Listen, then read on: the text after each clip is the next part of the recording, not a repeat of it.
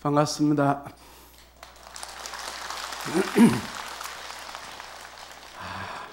한 달에 한 번씩 우리 법보신문과 조계사가 함께하는, 어떻게 보면 생명살림 기도일 수가 있습니다. 매달 도와줄 때 보면 괜히 가슴이 뭉클뭉클해지고, 참 슬픔과 괴로움, 아프지 않고 살 수는 없을까라고 하는 생각을 참 많이 갖습니다. 언젠가는 2살 먼 아이가 난치병에 걸려서 엄마가 꺼안고 온 일도 있었고, 또 저 먼 타국에서 가족의 생계를 유지하기 위해서 어쩔 수 없이 한국에 와서 일을 하다가 오늘처럼 손가락도 날아가고 발도 날아가는 이런 안타까운 사연을 매월 초 3일이면 여기서 우리는 보게 됩니다. 이것을 보고 참 사는 것은 그렇게 녹록하지 않다 싶은 생각을 굉장히 많이 갖습니다. 돈이 있는 사람이나 없는 사람이나, 키가 큰 사람이나 작은 사람이나, 잘난 사람 못난 사람이나, 태어나서 죽을 때까지 산다고 하는 것은 참 힘들고 어렵구나라고 하는 생각을 많이 여러분도 그런 생각 가시죠? 예. 저도 요즘 참 많이 느낍니다. 한 달에 한 번씩 이렇게 전달을 하지만 내가 할 수 있는 것은 극히 소수입니다. 한 달에 한 번씩 전달하고 나면 또 그 다음 날, 또 그 다음 달에 전달하고, 그러나 저 사람들은 얼마나 힘들고 어렵게 한국에서 생활하고 있을까라고 하는 겁니다. 또한 본인도 다쳤지만 바라보는 주위의 가족들은 얼마나 더 가슴이 아플까라고 하는 생각을 갖습니다. 그러고 보면 슬프고 힘들고 어렵고 고통하고 갈등 없이 정말로 행복하게 살았으면 좋겠다. 어떻게 해야 돼? 어떻게 해야 돼요? 네? 요즘 저는 하나가 참 고마움을 굉장히 많이 느낍니다. 나를 이 세상에 태어날 수 있도록 해주신 분 또한 참 감사하고 고맙다. 두 분이 없었으면 어떻게 세상에 태어나겠어요? 너무 감사하죠. 내가 머리를 깎고 이 가사상삼을 수하고 부처님의 제자가 된 그 인연 또한 너무 고맙고 감사하다. 하늘에 올해 비가 오는데 이 비가 없으면 어떻게 될까요? 생명이 살질 못하죠. 저것이 물이 돼서 모든 사물은 나를 위해서 존재한다라고 생각하시면 참 좋을 것 같아요. 내가 저 물을 먹고 생명을 유지하기 위해서 물이 있어서 참 감사하고, 저 시골에서 대학별 아래에서 고추를 따고 벼농사를 짓는 농부들이 나를 위해서 농사를 짓는구나. 그렇죠? 농사 안 지면 이거 안 먹으면 죽잖아요. 나를 위해서 농사 짓는 거예요. 생각해보면 고추, 백김치도 있지만 가래, 김치와 양념을 할 수 있도록 농사짓는 고추 농사 짓는 이것뿐 또한 나를 위해서 존재하고 모든 사물 자체가 나를 위해서 있는구나. 이 자체 모든 것이 감사하고 고맙다는 생각을 요즘 저는 무척 많이 느낍니다. 나이가 들긴 들었는가 봐요. 옛날 이런 생각 전혀 안 했거든 저는요. 그러다 한 해, 두 해 이렇게 나이를 먹으면서 자꾸 감사함을 느낍니다. 언젠가 60이 넘은 아저씨가 가족들에게 감사함을 느끼지 못하다가 60이 넘고 보니까 너무 고마운 거예요. 내 아이들과 아들, 딸, 손자, 며느리, 아내가 너무 감사한 겁니다. 너무 늦게 깨친 것 같아요. 60 넘어가지고 깨쳤어. 앞으로 내 인생은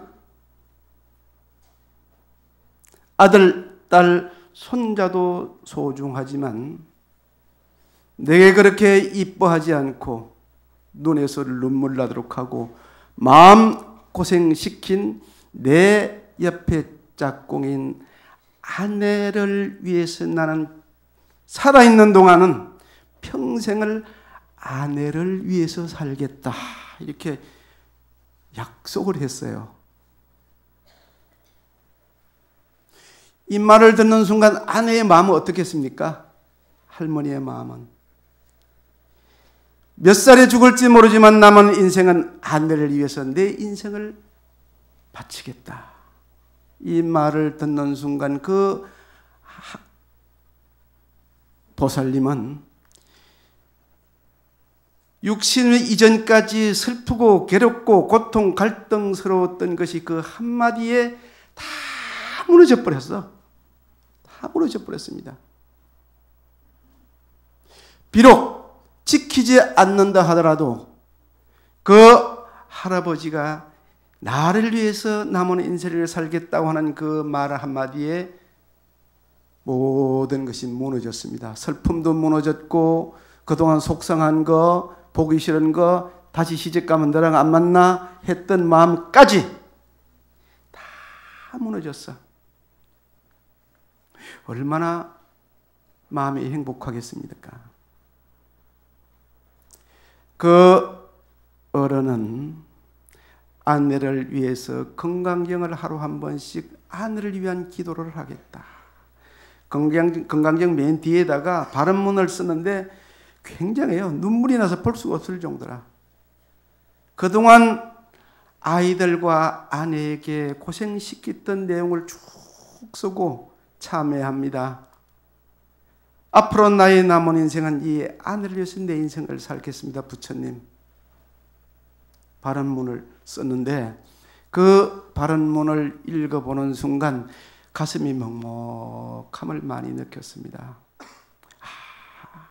한편 이게 진실일까? 진짜로 할까?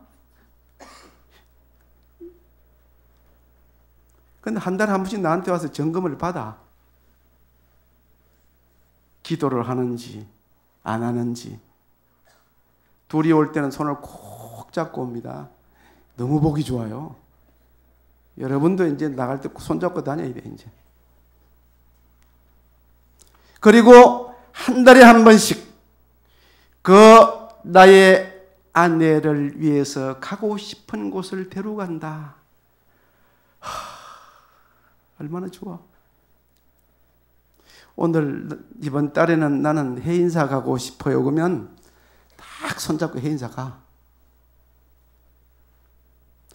토요일, 일요일 날은 아내가 쉴 수 있도록 해주겠다. 일을 못하게 해. 밥도 못하게 하고 청소도 못하게 하고 빨래도 못하게 해. 당신이 해. 우리 거사님 그렇게 하실 수 있겠어요? 하실 수 있으시겠어? 못하죠? 나도 못할 것 같아.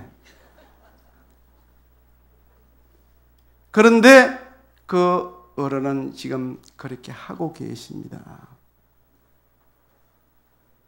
젊었을 때 고생의 연세가 들면서 가장 행복하다고. 그래서 보살님은 지금 살아온 중에서 언제가 가장 행복합니까? 물었더니 남편이 그 말을 딱 하는 그 순간이 최고의 행복했고, 약속을 지켜서 둘이 손잡고 여행을 다니는 것이 가장, 지금 현인제가 가장 행복하다는 거예요. 우리도 이렇게 살아야 되지 않을까? 그죠?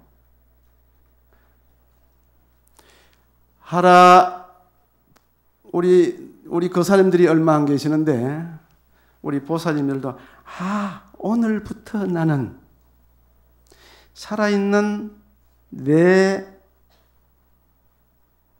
가장은 굉장히 힘들잖아요. 한 가족의 가장이 가정을 책임지는 것은 굉장히 힘들고 어렵습니다. 쉬운 게 아닙니다. 밖에 나가서 돈 버는 것이 괜히 힘듭니다.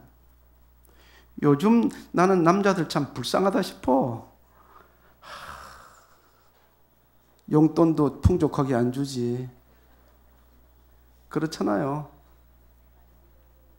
몽땅 월급 받아가지고 안에 다 갖다 주지. 아침 일찍 나가가지고 밤 늦게 들어와서 잠만 자고 나가. 돈 벌러 다니는 것 같아. 모든 생활 여건들이 전부 다 여성을 위해서 만들어진 것 같아.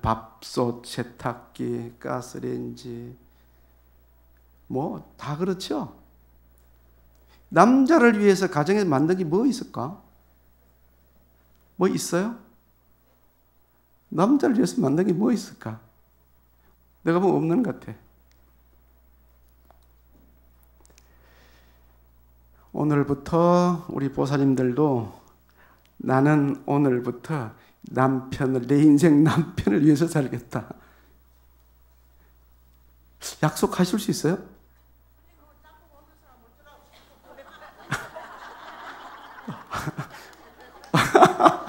야, 또 짝꿍이 없는 사람도 있네. 아들, 손자, 나를 위해서. 많네. 네, 많네. 그렇지 않아요? 그래서 세상 사는 것은 그렇게 녹록하지 않다. 힘들고 어렵고 어렵다. 어려운 것만 생각하면은 힘듭니다. 행복이라고 하는 것은 큰 데서 행복을 느끼는 것이 아니고 작은 것에서부터 행복을 느끼고 살 수 있는 우리의 마음이 되어야 됩니다. 옛날에 제가 말씀드렸죠. 60억 인구 중에서 오늘 초3일 여러분들이 부처님께 신중기도 회양을 나올 수 있도록 있는 것만으로도 나는 참 행복하다. 행복하죠?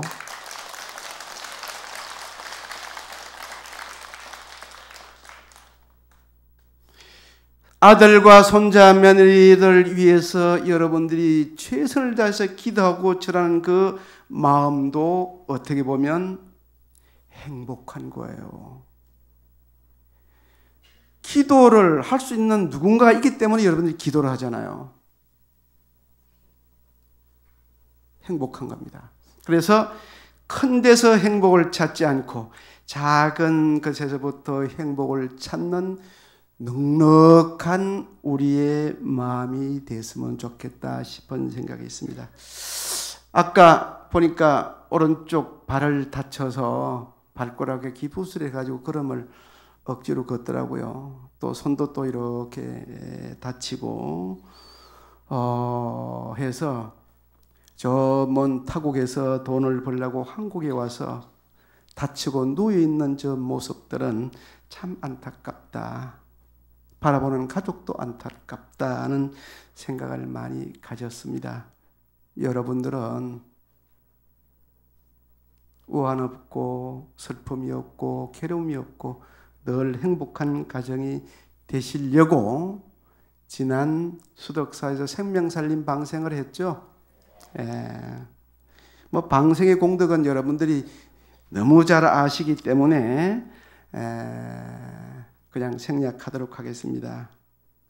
길상이 오고 늘 건강하고 오래 살고 자손이 병창하고 모든 재난을 막을 수 있는 것들이 방생 기도를 통해서 얻어지는 공덕들입니다. 아마 여러분들은 그런 마음으로 기도하고 신앙생활 하시리라고 생각이 됩니다. 이제 그저께부터 등을 달기 시작했죠. 저기 보면 등골이표 부처님이 정면 보니 가장 많이 달렸네. 되게 빨간데하고 분홍색에 많이 달더라고요. 보니까 빨간색을 왜 그렇게 좋아하죠? 저것은 오방색이라고 해서 불교기 있죠. 불교기 나오는 색을 빨강, 노랑, 주황, 분홍, 청색, 남색 이렇게 했습니다. 저 의미는 불교기계 가보면 54년도 세계 불교의 대회에서 스리랑카에서 불교기를 정했습니다. 여러분 불교기 색깔 아시죠? 여기도 없나요? 저 색깔이라고 생각하시면 됩니다. 등 색깔.